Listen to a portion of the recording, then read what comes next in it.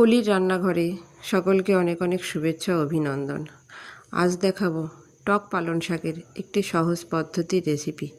তার জন্য আমি এখানে পালং শাক ভালো করে কেটে ধুয়ে পরিষ্কার করে জল ঝরিয়ে নিয়েছি। এখানে নিয়েছি আর ফোড়নের জন্য কালো সরিষা। চুলাতে একটি প্যান বসিয়ে দিয়ে তাতে আমি সামান্য পরিমাণ তেল দিয়ে তেলটা গরম হলে কালো সরিষাটা ফোড়নে দিয়ে দেব।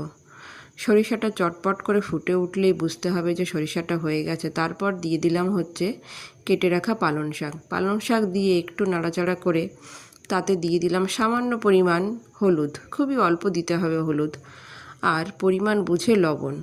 যেহেতু শাকটা এখনও কাঁচা আছে, পেকে গেলে শুকিয়ে গেলে অনেকটা কমে যাবে, তাই লবণটা বুঝেই দিতে হবে। এইভাবেই ফুল ফ্লেমে মিনিট 10 রান্না করার পর এই যে জলটা শুকিয়ে গেলে ঠিক এমনি হয়ে আসবে। তারপর নামিয়ে নিলেই হবে।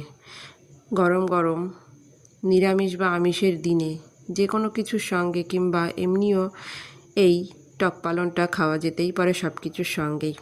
আমার রান্না যদি ভালো লেগে থাকে তাহলে একটা লাইক, কমেন্ট, শেয়ার করার অনুরোধ রইল সকলকে।